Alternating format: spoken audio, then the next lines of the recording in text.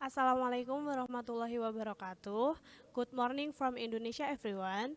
My name is Faizatul Ulia, and my second author, Trihastuti Nur Rohimah. Today, I'm presenting my research on how self-disclosure and interpersonal communication can transform into control and toxicity among cohabiting students in Yogyakarta. This work is grounded in social penetration theory, and I hope it offers both theoretical insight and practical implication for student well-being.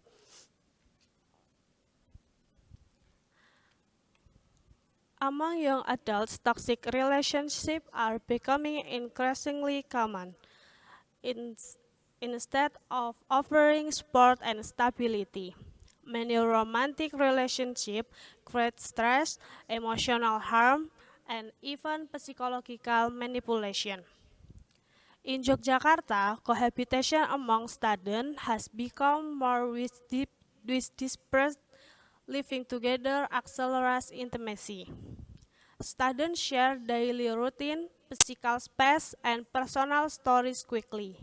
But this closeness also weakens boundaries, making students more vulnerable when communication becomes unhealthy. Self-disclosure, normally a trust foundation of intimacy, can suddenly become a tool for control, guilt, and emotional pressure. My research use social penetration theory to understand how this shift happens. This study used a qualitative phenomenological approach to capture lived experience of toxicity within cohabiting relationship. The participants, with 5 students aged 20 to 22, will live with their partners for 6 to 12 months and experience patterns such as emotional manipulation, possessiveness, or imbalanced self-disclosure. I conducted 45 to 16 minute semi-structural interview supported by file notes and audio recording.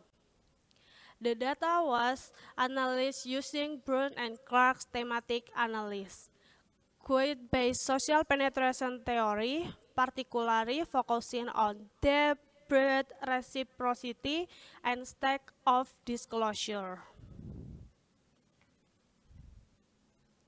The finding reveal a consistent pattern across all participants. Self-disclosure developed too quickly because of constant proximity.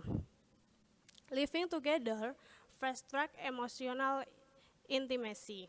Participants constantly report that constant proximity made them open up too quickly, sharing deeply personal stories with a short period.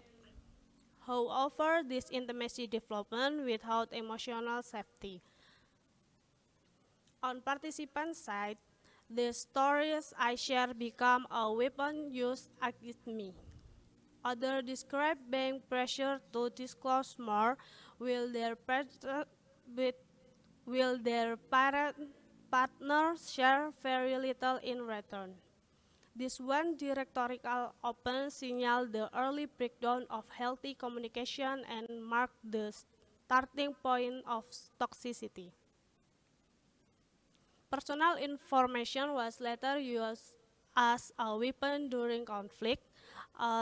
As the relationship progressed, the very information shared in trust became a fault of control. Participants report that personal disclosure were used to excellent conflict, assess blame, belittle or ridicule, justify possessive behavior. Many describe feeling intrigued, critical, or dismissed whenever they attempt to open up. The depth of disclosure intimately voluntary ultimately become a mechanism of domination and emotional leverage. Cohabitation in intensive critical blame, silent treatment, and surveillance cohabitation obtain descriptive communication patterns. Participants describe a criticism and raise voice over small issue, always blaming the partner, prolong silent treatment, mocking sensitive personal information, and bringing up old mistake again and again. Possessiveness was also the strongest pattern found in the relationship. Participants experienced things like their messages and social media being checked, being asked to share their location all the time, being told who they could or couldn't be friends with, their phone and private chat being checked, and even being watched closely when using their phone. Participants mentioned comments such "He always want to know where I was and who I was with, and if you love me, you should tell me everything." This behavior took away their privacy, crossed personal boundaries, and made controlling actions seem normal even though they were present as care or concern. Student development emotional dependency, making it difficult to leave the relationship. Long-term exposure to these patterns result in significant emotional strain, including mental exhaustion, anxiety, loss of confidence, fear of speaking or expressing opinions, guilt when attempting to set boundaries, increasing emotional dependence. Many participants felt unable to leave their relationship not because they were emotionally secure, but because they were accustomed to constant closeness and shared routines. On participants summarize this experience, I feel wrong even when I didn't do anything wrong. This reflects a cycle where toxicity reinforces dependency, creating lasting physical risks and making it extremely difficult for students to break away. The patterns show how emotional closeness can shift into control when boundaries collapse.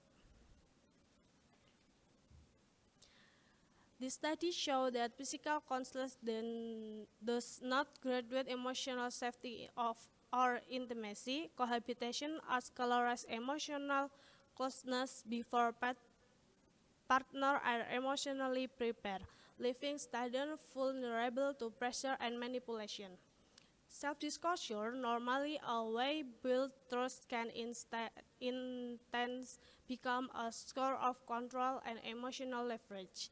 Living together also intensive toxic communication, possessive surveillance, and emotional dependency, making it harder for students to recognize or leave harmful relationships. This finding highlights the need for education on healthy boundaries and privacy, guidance on safe and balanced self-disclosure, support and counseling service for students experiencing unhealthy relationship. Understanding this dynamics is essential for university, counselor, and youth organization to protect student well-being and promote healthier relationship practice. Thank you very much for your attention. I am happy to answer any question. Wassalamualaikum warahmatullahi wabarakatuh.